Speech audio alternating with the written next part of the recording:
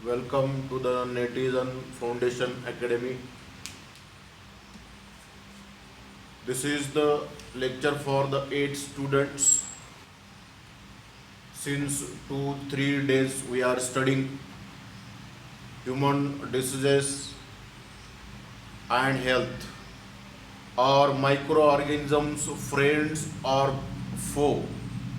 ये दोनों ही चैप्टर के नेम सेम है, human health and diseases and microorganisms are friend और फ्रो, फ्रेंड और फो, FOE, दोनों भी चैप्टर के नेम सेम है, थोड़ा सा मीनिंग अलग निकलता है।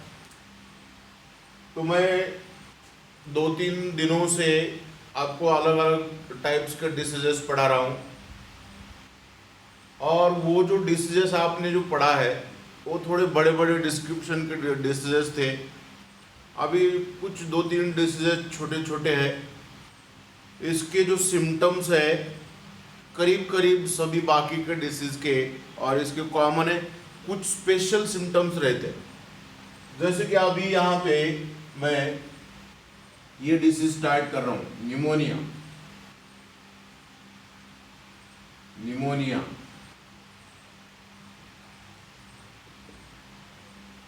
डिस्क्रिप्शन बहुत ही इजी है, और ऐसे छोटे छोटे जो डिसीजेस रहते हैं इनका जनरली आपको माइक्रो ऑर्गेनिज्म या कॉजल ऑर्गेनिज्म पूछा जाता है।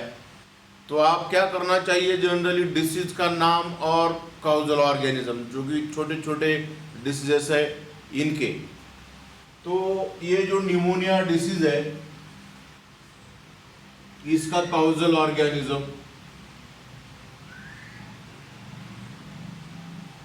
causal organism,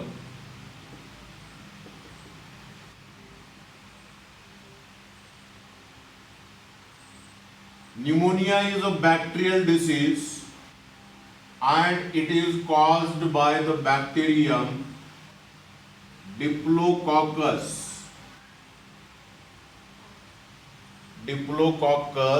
pneumoniae, Diplococcus pneumoniae, ये बैक्टीरियम का नाम है, आपको याद रखना पड़ेगा। ये सिंपल है। अभी इसके जो पॉइंट्स है इसके अंदर सिम्टम्स में लिखता हूं। पहले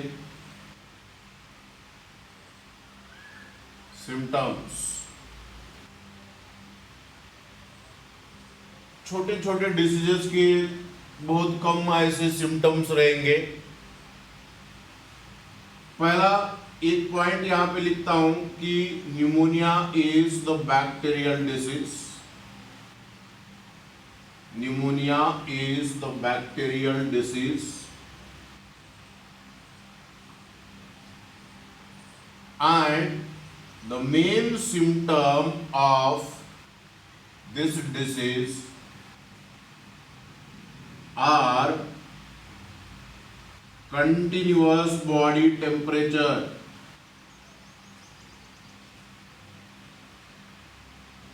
continuous body temperature for 1 week,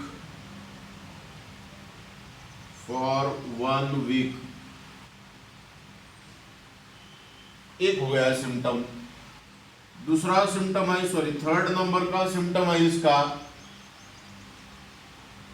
yellowing of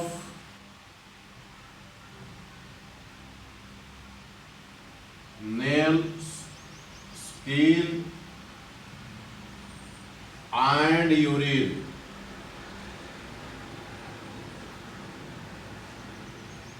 fourth number का सिम्टम है जनरल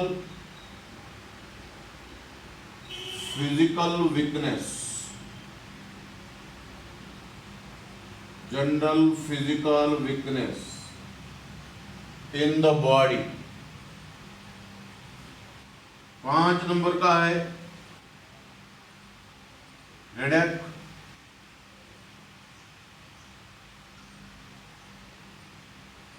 नौसिया,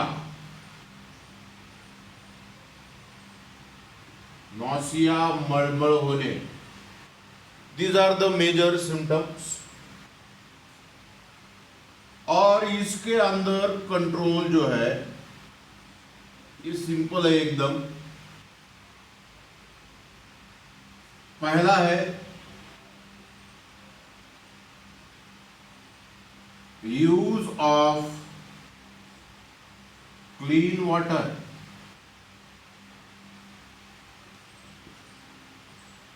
ओके, दूसरा है proper diagnosis, proper diagnosis and treatment,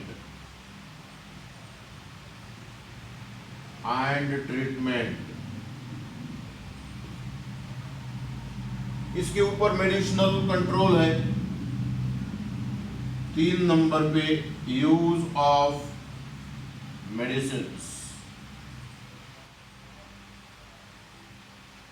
देखिए इतना इजी और आसान डिसीज है पढ़ने के लिए, और कंट्रोल नहीं करते हो वक्त पे तो ये भी सीरियस डिसीज बन जाता है।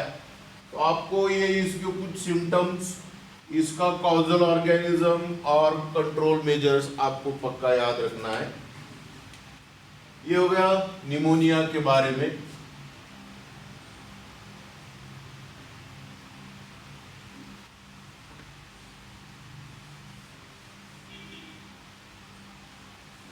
और बाकी और कुछ डिसीजेस है छोटे छोटे,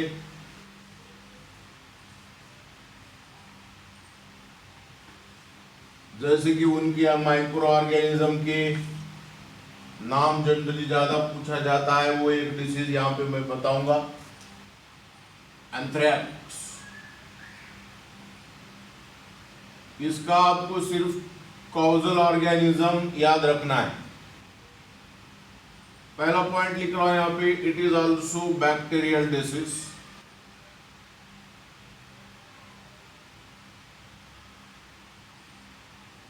bacterial disease and it is caused by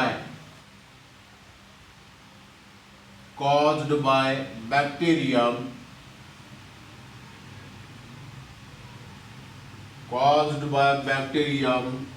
bacillus।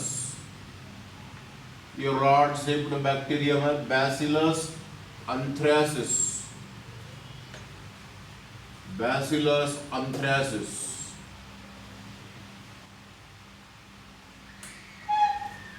इसका एक मेजर सिम्टम है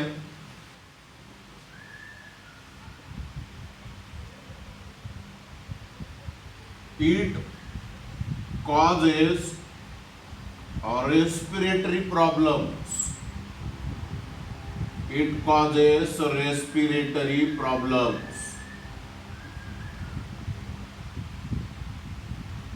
respiratory problems।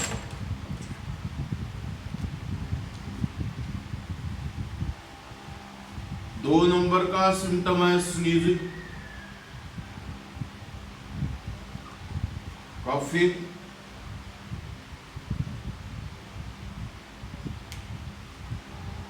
इतना ही आपको याद रखना। और इसका कंट्रोल मेजर,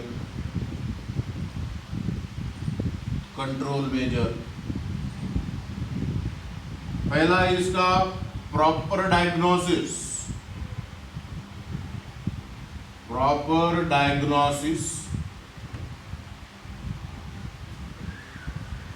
और 2 नंबर पे है मेडिसिनल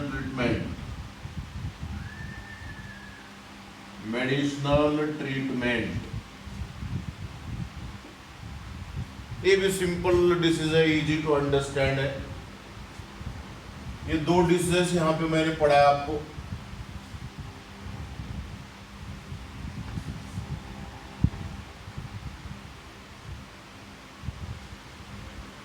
तो ऐसा ही एक मैं आपको थोड़ा होमवर्क देना चाहता हूं घर पे। Number 1 cholera, number 2 DIARRHOEA diarrhoea, number 3 pellagra,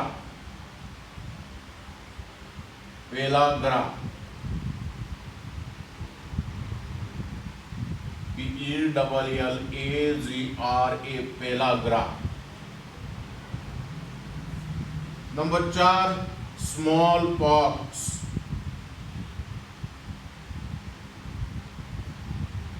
small pox. ये 4 डिसीजेस जो मैं आपको दे रहा हूं, और 5 नंबर का और एक देता हूं, एलिफंटासिस। एलिफंटासिस। इन 4 डिसीजेस के माइक्रो ऑर्गेनिज्म और काउजल ऑर्गेनिज्म जो है, काउजल ऑर्गेनिज्म, आपको घर पे आपके टेक्स्ट बुक में या फिर इंटरनेट का इस्तेमाल करके number 1 cholera, number 2 diarrhoea, number 3 pellagra, number 4 small pox और नंबर 5 एलिफंटासिस, इतने ये डिसीजेस है। इनके माइक्रो ऑर्गेनिजम्स और काउजल ऑर्गेनिजम्स क्या है, और हर डिसीज के 4 सिम्टम्स, एक कंट्रोल मेजर। इतना होमवर्क आपको घर पे बैठे बैठे करना है। तो आपके बहुत सारी किताबें हैं, किताबों के अंदर भी इसका इंफॉर्मेशन डिस्क्रिप्शन मिलेगा, और इंटरनेट पे भी आपको बहुत सारी जानकारी इन डिसीजेस के बारे में दी गई है। तो वो सभी जानकारी आप इकट्ठा नहीं करना चाहिए, मगर 4 सिम्टम्स, एक कंट्रोल मेजर, एक काउजल ऑर्गेनिज्म, इतना अगर हर फैक्टर, हर डिसीज के अंदर आप करते हो, तो ये आपको आसानी से मल्टीपल चॉइस क्वेश्चन सॉल्व करने के लिए मदद हो जाएगी। तो यहाँ पे सभी डिसीजेस जितने भी है आपकी पढ़ाई को, सब यहाँ पे मैंने फिनिश किया है। आखिरी वाला बीट इस चैप्टर में आज जो मैं पढ़ाने वाला हूँ वो बहुत ही इंपॉर्टेंट है, और जनरली ये 4 मार्क के लिए क्वेश्चंस बहुत बार पूछा गया है। तो क्या है ये आर्टिकल हम देखेंगे। ये जो डायग्राम है, जनरली बहुत सारे स्टूडेंट्स पहले डायग्राम फॉरगेट करते हैं, बाद में डिस्क्रिप्शन लिख देते हैं, डायग्राम का आधा 1 मार्क चले जाता है आपका। तो इसलिए ये डायग्राम भी आप घर पे बैठे बैठे प्रैक्टिस करना बहुत ज़रूरी है। मैं यहाँ पे आर्टिकल का नाम लिखता हूँ, structure of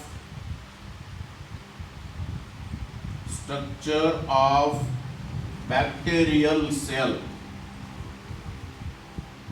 structure of bacterial cell. Question कैसा पूछा जाता है आपको, explain the structure of bacterial cell and give its economic importance. तो आपको ये जो डायग्राम है, पहले मैं यहाँ पे ड्रॉ करके दिखाता हूँ। बहुत ही आसान डायग्राम है ये। इसके पहले वाले आर्टिकल में मैंने आपको types of bacteria according to the shape, ये आर्टिकल जो पढ़ाया है, मतलब ये हॉरिजॉन्टल डायग्राम है, मगर ये रॉड शेप्ड बैक्टीरियल की डायग्राम है। और ये बैक्टीरियल की सेल जो है, आपको प्रोकैरियोटिक ऑर्गेनिज्म की सेल बोल के भी बहुत बार इसका डिस्क्रिप्शन पूछा जाता है। डायग्राम ऐसा देखा जाए तो सिंपल है, मगर जब हम एग्जाम में उसको ड्रॉ करते हैं तो बहुत बार हमको ये प्रॉब्लम आ जाते हैं। सिंपल डायग्राम है। यहाँ पे सेंटर में ऐसा राइबोसोम की एक चेन निकालना है, इधर भी एक ऐसा चेन, पहले आपको मैंने पढ़ाया है कि स्ट्रेप्टोकोकस बैक्टीरियम चेन के फॉर्म में रहता है। उसके बाद इसको यहाँ पे ये फ्लैजेला रहते, इस सेल के अंदर साइटोप्लाज्म ड्रॉ करना है। This is the cytoplasm of the cell.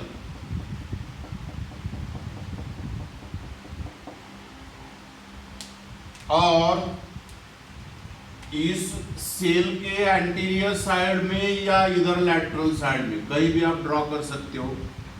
This is the nucleosome.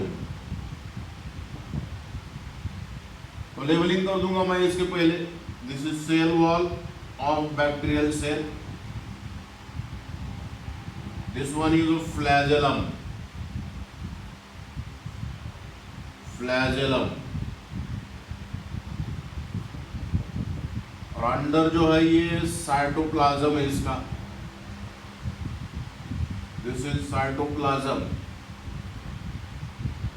इसका लेबलिंग है mesosome. Mesosome.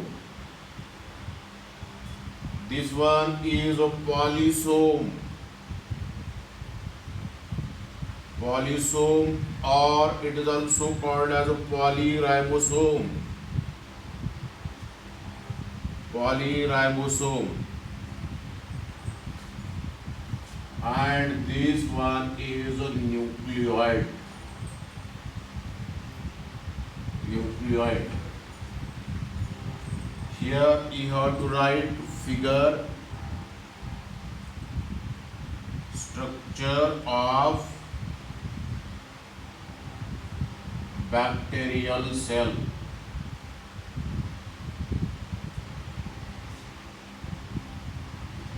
Structure of bacterial cell.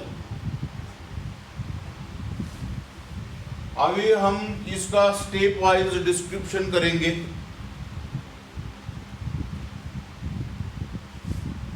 पहला पॉइंट है इसके अंदर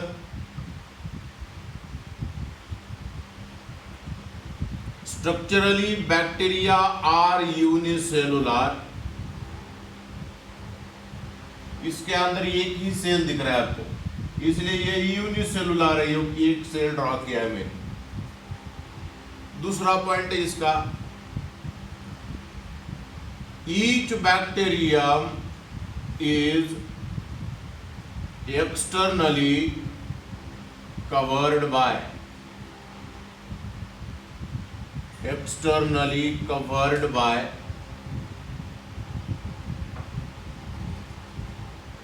cell wall. जैसे कि अभी यहाँ पे ये बैक्टीरियम का सेल है, इसका जो सबसे बाहर वाला जो कवरिंग है ये, this is outermost covering of the bacterial cell and it is called as a cell wall. ये जो यहाँ पे लिखा है मैंने. The bacterial cell has one more covering just inside the cell wall. Cell wall के अंदर और एक कवरिंग आपको यहाँ पे दिख रहा है सेल वॉल के अंदर. इसका नाम है सेल मेम्ब्रेन. मैंने यहाँ पे लेबलिंग नहीं किया है, यहाँ पे कर देता हूँ. Cell membrane. This is a cell membrane or it is also called as plasma membrane.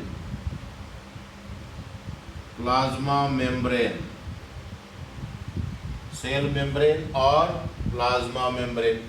The another covering of bacterial cell present just inside the cell wall is called as cell membrane or plasma membrane.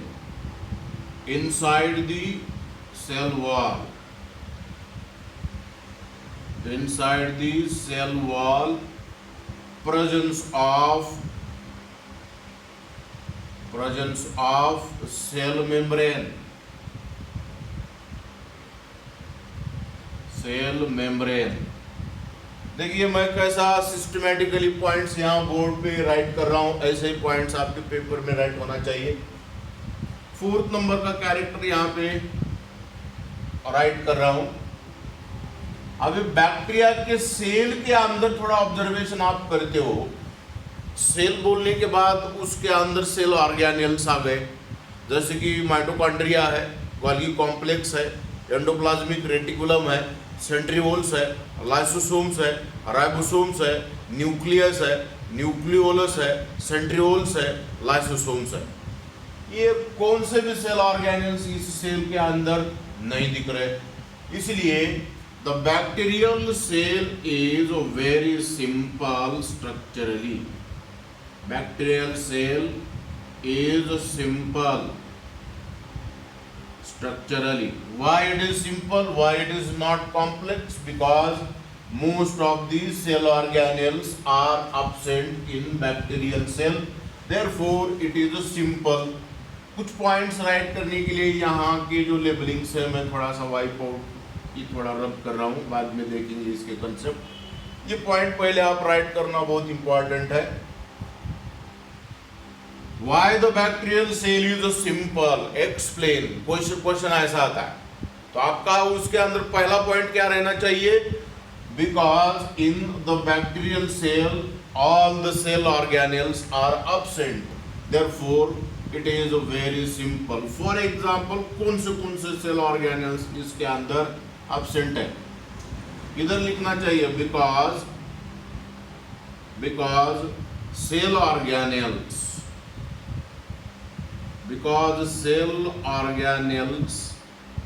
are absent. For example, ये आपको एक बड़ा list याद रखना चाहिए।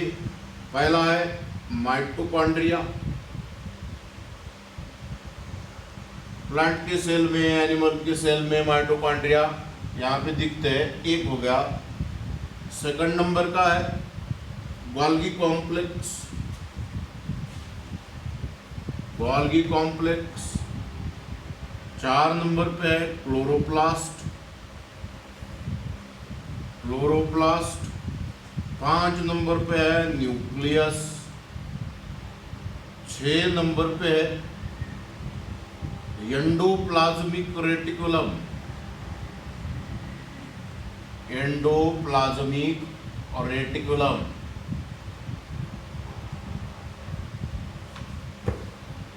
Centrioles,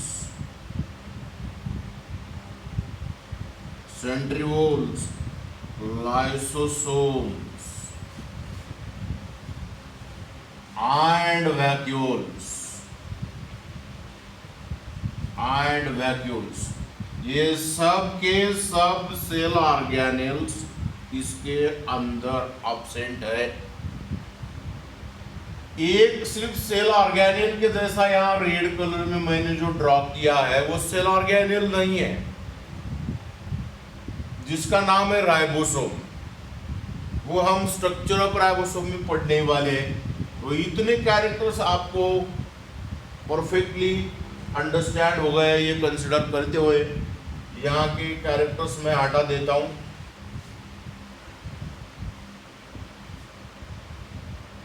simple है।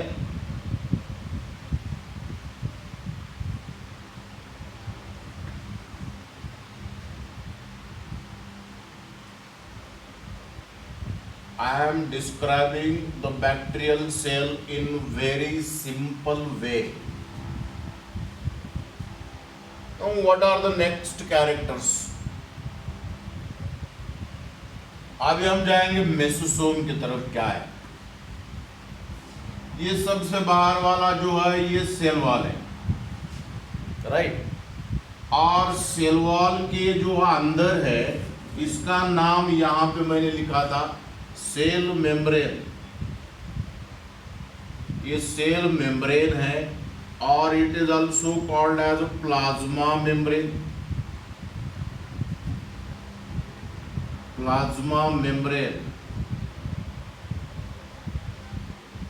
इसके अंदर वाला जो प्लाज्मा मेम्ब्रेन है ये साइटोप्लाज्म के अंदर ऐसा थोड़ा फोल्ड हो गया है, ऐसा फोल्ड हो गया इधर ये साइड को। ओके, तो इसका डेफिनेशन बहुत ही सिंपल बन जाएगा। What is mesosome? The plasma membrane undergoes folding inside the cytoplasm. यहाँ पे जो मैंने जो डॉट डॉट डॉट यहाँ पे ड्रॉ किया ये साइटोप्लाज्म है। सबसे बाहर वाला सेल वॉल, सबके अंदर वाला प्लाज्मा मेम्ब्रेन का फोल्ड साइटोप्लाज्म के अंदर है। इस फोल्ड को मेसोसोम कहते हैं। Okay, the plasma membrane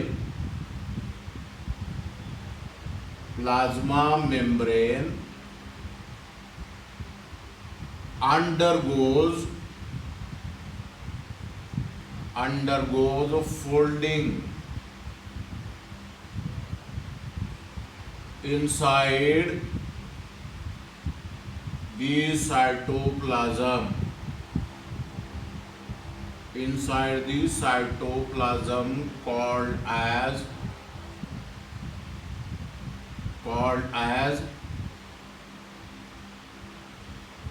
mesosome। अब ये 8th स्टैंडर्ड के स्टूडेंट के लिए ये इतना बहुत ज्यादा हो गया, नहीं तो अगर 9th 10th 11th में आ जाते हो तो थोड़ा इसका और थोड़ा डिफिकल्ट हो जाएगा, थोड़ा सा लेवल बढ़ जाएगा।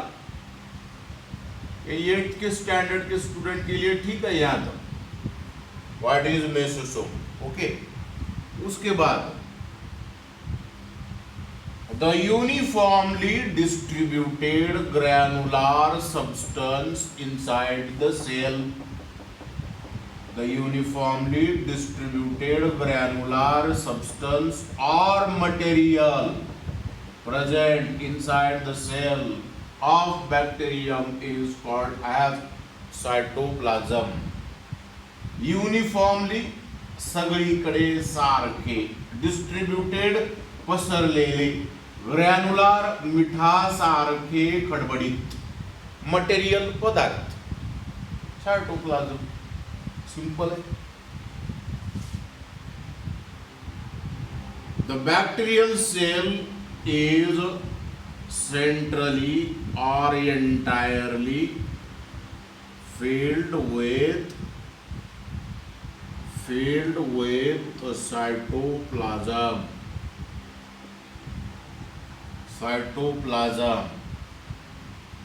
फिर ये साइटोप्लाज्म के अंदर कौन से पार्ट आपको क्लियर दिख रहे हैं? देखो, ये साइटोप्लाज्म के अंदर ये पॉलीसोम यहां पे दिख रहा है आपको, this is polysome, red colour में पॉलीसोम, और it is a polyribosome. Polysome, polyribosome, कितना मीनिंग सिंपल है। देखो, पहले ये मैं बताऊंगा आपको। The cytoplasm of bacterial cell contains polysomes and the nucleoid. अब न्यूक्लियोइड क्या कंसेप्ट बाद में देखेंगे। साइटोप्लाज्म contains polysomes and nucleoid,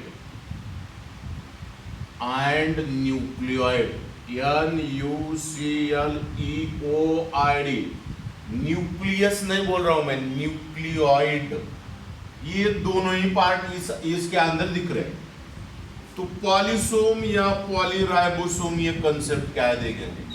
cell के अंदर साइटोप्लाज्म में ऐसा एक स्मॉल सब यूनिट और दूसरा जो है ऐसा लार्ज सब यूनिट, या ऐसा राइबोसोम आपको 7th में पढ़ाई के लिए था, अभी 8th में भी है मगर दूसरे चैप्टर में।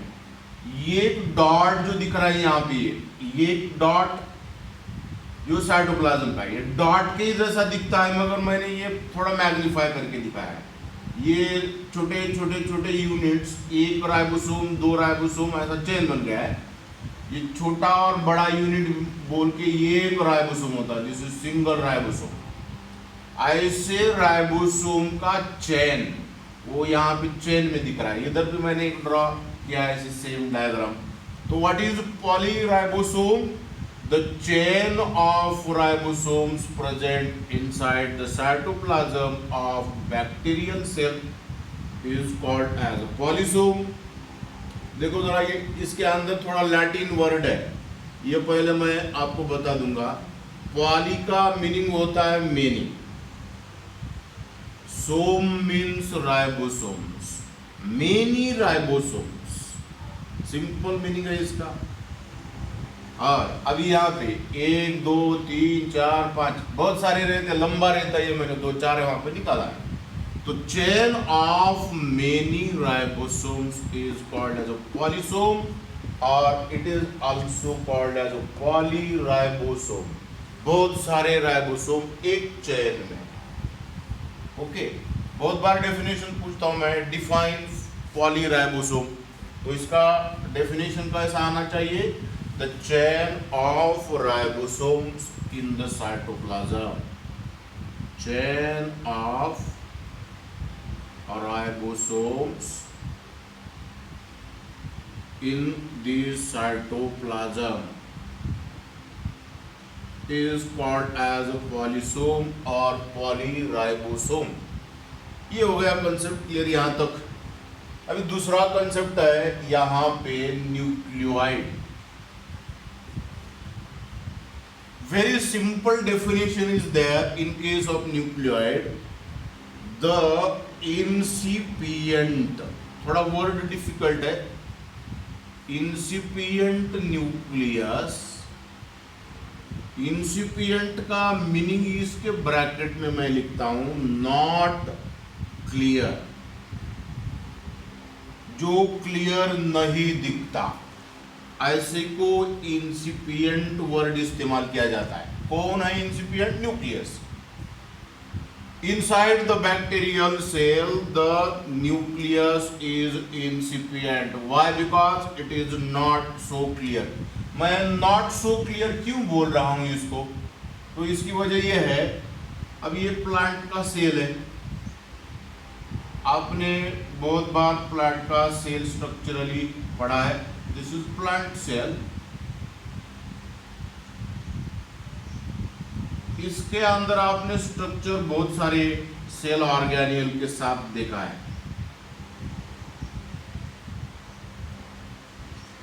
और सेल के अंदर यहाँ पे सेंटर में ऐसा न्यूक्लियस वेल डेवलप्ड रहना चाहिए।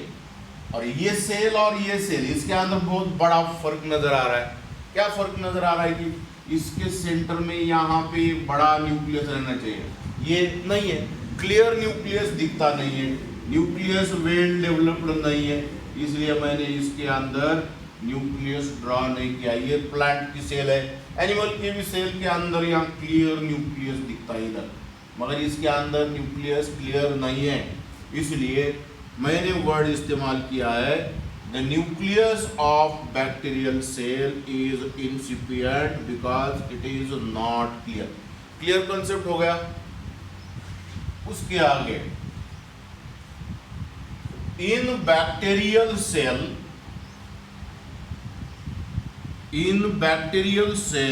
क्रोमोसोम्स एंड डीएनए, इसका लॉन्ग फॉर्म आपको पहले ही पता है, deoxyribose nucleic acid, DNA, deoxyribose nucleic acid, D का डीऑक्सीराइबोज, एन का न्यूक्लिक, ए का एसिड। इसके अंदर क्रोमोसोम भी स्पष्ट नहीं दिख रहे हैं और डीएनए भी क्लियर नहीं दिख रहा है, दोनों भी नहीं। तो ये सेल के अंदर न्यूक्लियस, न्यूक्लियस के अंदर ऐसे क्रोमोसोम आपको क्लियर दिखते हैं। ऐसे क्लियर वेल डेवलप्ड क्रोमोसोम्स इस बैक्टीरियम के सेल में नहीं रहते, इसलिए chromosomes and DNA can not be differentiated, मतलब कौन सा क्रोमोसोम है और कौन सा डीएनए है, यह हमको पता नहीं चलता, इसलिए डिफर नहीं कर सकते इसके अंदर हम।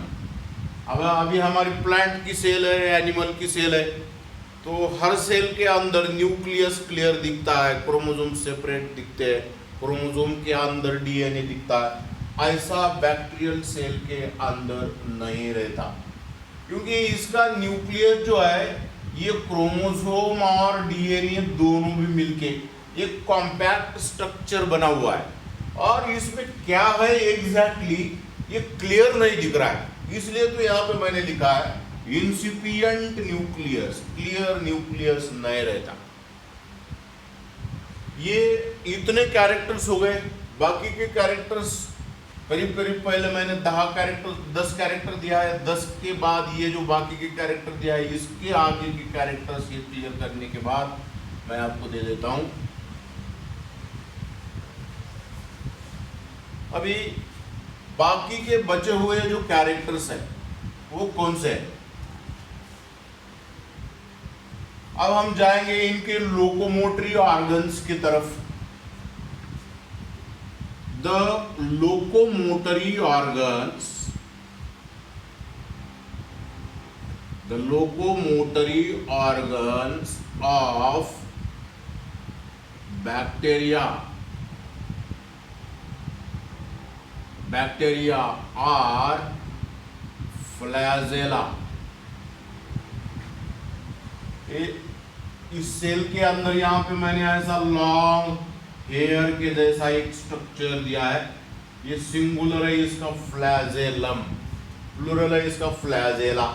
What is flagellum? The long hair-like structure which acts as a locomotory organ. Locomotory organ is called as a flagellum. इसलिए यहाँ पे लिखा है मैंने locomotory organs of bacteria are flagella. Locomotion, the shifting of whole body from one place to another. जैसे कि मैंने यहां से यहां तक आया, ये इधर आ गया, मैं लोकोमोशन कर रहा हूं। मेरा लोकोमोटरी ऑर्गन कौन सा है? मेरे लेग्स है। जैसा ये भी एक जगह से दूसरे जगह तक कैसे जाता है, तो ये इसके फ्लैजेला है। ये ऐसा व्हीप के जैसा, चाबुक जो रहता है उसके जैसा इसका ये ऐसा मूवमेंट करता है ये सेव, और अंदर बॉडी के अंदर इधर उधर ये माइग्रेट करते रहता है। ये होने के बाद बैक्टीरिया के ऊपर, मतलब ये सेल वॉल के ऊपर कुछ बैक्टीरिया को ऐसा बाहर से एक कवरिंग रहता है। ऐसा कुछ बैक्टीरिया को रहता है, इसका नाम है capsule. What is the capsule? यहां पे लेबलिंग करता हूं मैं। This is capsule, C-A-P-S-U-L-E, capsule. The outer covering of bacterial cell present on the outer side of cell wall, or the covering of bacterium developed on the cell wall. Cell wall के ऊपर और एक cover, it is called as a capsule. They may have capsule. They may have capsule on the cell wall. On the cell wall. They may have capsule on the cell wall. ये हो गए cell के characters, bacterial cell के characters हो गए। तो बाकी के जो कैरेक्टर्स हैं बैक्टीरिया रिलेटेड कैरेक्टर्स हैं। तो क्या कैरेक्टर्स है इसके? The bacteria are the heterotrophs. The bacteria are heterotrophs. Heterotrophs because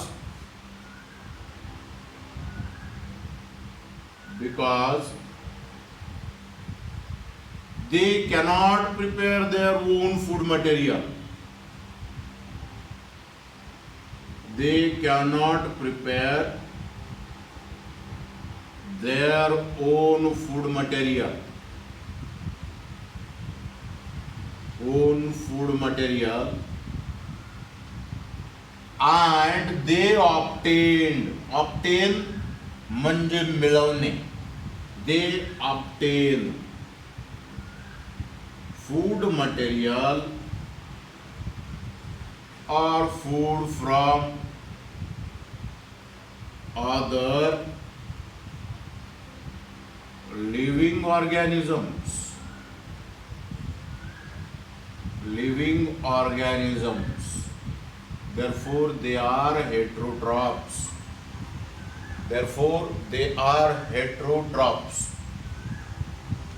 simple description यहां पे मैं कर रहा हूं, हेट्रोट्रॉप्स। उसके आगे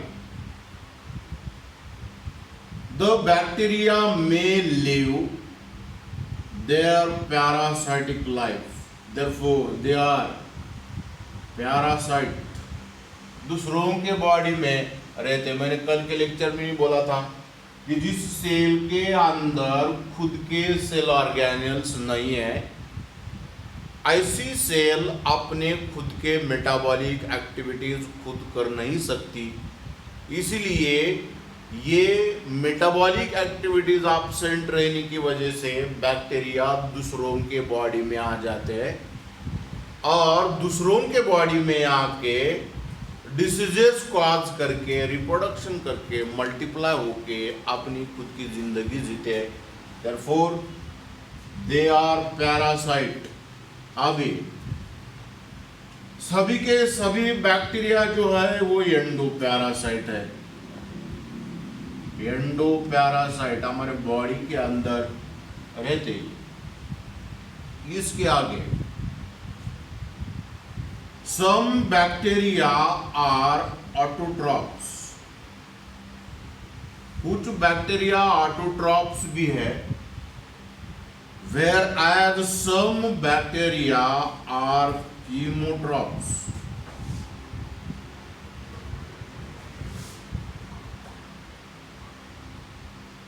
नहीं तो मैं यहां पे एक कॉलम बना दूंगा, some bacteria are autotrophs and the autotrophs may be phototrophs,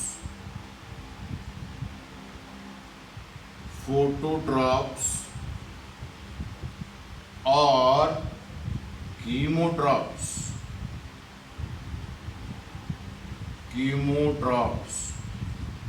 अभी 8th के स्टूडेंट है, इनका लेवल जो रहता है जितना है उससे कई गुना ज्यादा एडवांस में आपको बैक्टीरियल सेल के बारे में इंफॉर्मेशन दे रहा हूं। तो ऑटोट्रॉफ की ये दो टाइप्स है, एक है फोटोट्रॉफ और दूसरा है कीमोट्रॉफ्स। अभी ऑटोट्रॉफ का मतलब क्या है, जैसे कि मैंने इसका डेफिनेशन बना दिया पैरासाइट, इसका भी बना दिया था हेट्रोट्रॉफ का। तो ऑटोट्रॉफ क्या है?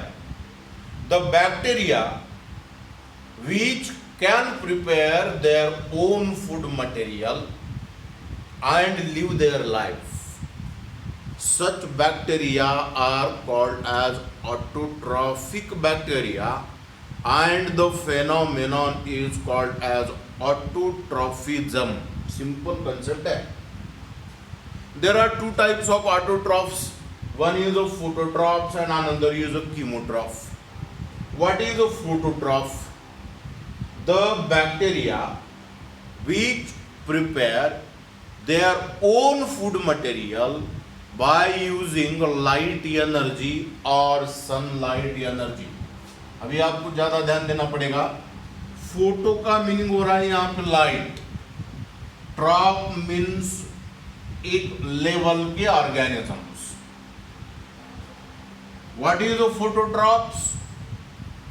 The bacteria which prepare their own food material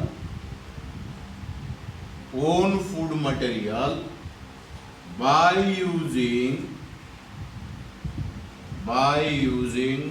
sunlight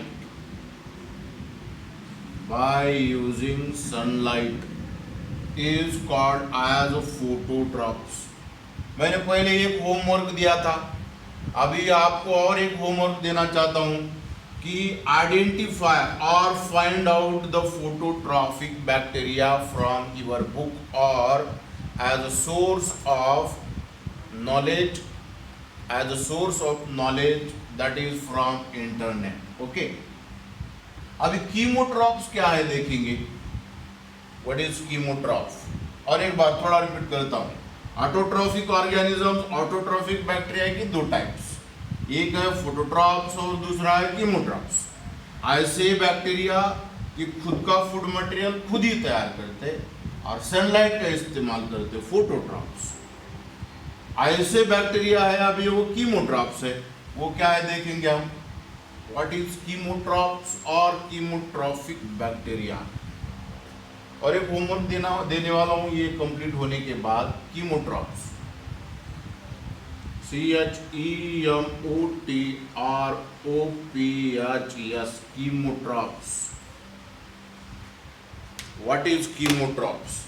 अभी फोटोट्रॉफिक बैक्टीरिया जो है सनलाइट का इस्तेमाल कर रहे थे, इसके टर्म के ही अंदर मीनिंग दिया है आपको। कीमो मीन्स केमिकल और chemical energy, okay, chemical energy, chemical energy. और ट्रॉफ एक लेवल के organisms.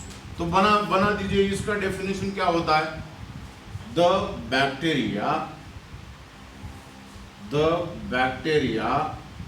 which can prepare their own food material with the help of chemical energy,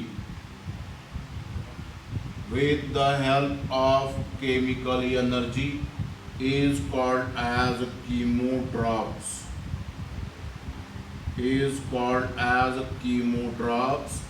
and the phenomenon is called as chemotrophism.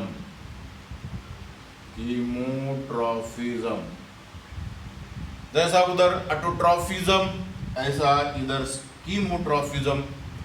Autotroph के दो types, एक फोटोट्रॉफ, दूसरा कीमोट्रॉफ। फोटोट्रॉफ light energy का इस्तेमाल करते, कीमोट्रॉफ केमिकल एनर्जी का इस्तेमाल करते। ये हो गया इनके मोड ऑफ न्यूट्रिशन के पॉइंट्स। ये क्या कौन सा फूड मटेरियल लेके जिंदगी जीते वो पॉइंट मैंने बता दिया। उसके आगे बहुत ही सिंपल कॉन्सेप्ट है इसके अंदर। और बैक्टीरियल रिप्रोडक्शन कैसा होता है। Bacterial reproduction, bacteria are reproduced generally by two methods. Number one is budding, and second one is binary fission,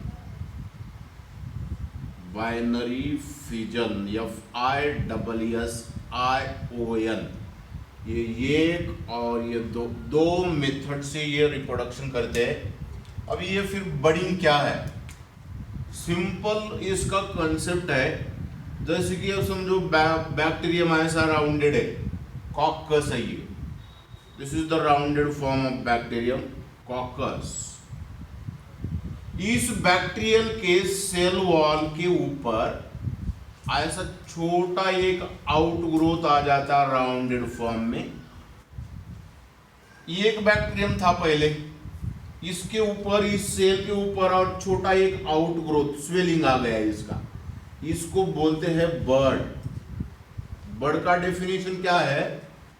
the small outgrowth developed on the parental, मतलब पहले वाला बैक्टीरियम। मैं इसको पी से इंडिकेट करता हूं, पेरेंटल। और ये जो नया है, जो इसको मैं डी से इंडिकेट करता हूं, ये डॉटर है, नया तैयार होने वाला है। तो पेरेंटल बैक्टीरियल सेल के ऊपर यहां पे एक ऐसा छोटा आउटग्रोथ आ जाता है, इसको बर्ड बोलते हैं। फिर इसके अंदर बर्ड डेवलप होने के बाद धीरे धीरे ये जो बर्ड है उसके ऊपर का ये सेपरेट होता है, ऐसा सेपरेट होके और एक नया बैक्टीरियम, न्यू बैक्टीरियम तैयार हो गया। इस प्रोसेस को बडिंग बोलते हैं, budding. What is budding? The process of development of new organism from the bud is called as budding. Bud से नया बैक्टीरियम तैयार होना, बडिंग। सिंपल वे से मैंने आपको बताया, एक बोल दिया। अभी दूसरा मेथड है इसकी रिप्रोडक्शन का, वो क्या है देखेंगे। Second method is a binary fission. इसके ही अंदर इसका मीनिंग है, देखो। बाइनरी का मीनिंग होता है दो, फ्यूजन का मीनिंग होता है पीसेस, PIECES, पीसेस, टुकड़े हो जाना। तो ये बाइनरी फ्यूजन बैक्टीरियम के अंदर कैसा होता, इसका मीनिंग याद रखो पहले। बाइनरी दो, फ्यूजन पीसेस, दो पीसेस होना, बाइनरी फ्यूजन। तो इसका प्रोसेस कैसा होता है देखेंगे, इसका प्रोसेस कैसा होता है देखेंगे। ये जो बैक्टीरियल सेल है, this is the bacterial cell. Centre से, यहां से और यहां से इस बैक्टीरियल सेल के दो ऐसे पीसेस हो जाते हैं। पहले ये एक बैक्टीरियल सेल था, अब ये और ये दो बन गए। The formation of two bacteria by dividing the bacterial cell from the center or into two equal halves is called as binary fission। ये बाइनरी फ्यूजन भी हो गया। ये होने के बाद अभी बैक्टीरिया के कुछ बाकी पॉइंट्स बचे हुए हैं। नेक्स्ट वाला और ये आखिरी वाला पॉइंट मैं बता देता हूं। Bacteria are economically important. They are economically important for human beings. For human beings. अभी जैसे कि डेयरी के अंदर जो मिल्क के प्रोडक्ट बनाते हैं, बैक्टीरिया से ही बनाते हैं। अलग अलग तरह के एंटीबायोटिक्स बैक्टीरिया से ही बनाते। बैक्टीरिया का इस्तेमाल विनेगर तैयार करने के लिए करते। तो क्या है इसके अलग अलग वैरायटी के इकोनॉमिक इम्पोर्टेंसेस, ये हम इकोनॉमिक इम्पोर्टेंस ऑफ बैक्टीरिया अगले लेक्चर में, नेक्स्ट लेक्चर में डिटेल देखेंगे। आज मैंने आपको पूरा बैक्टीरियल सेल के बारे में डिस्क्रिप्शन दिया है, उसके डायग्राम, लेबलिंग, स्केचिंग घर पे बढ़िया प्रिपरेशन करो।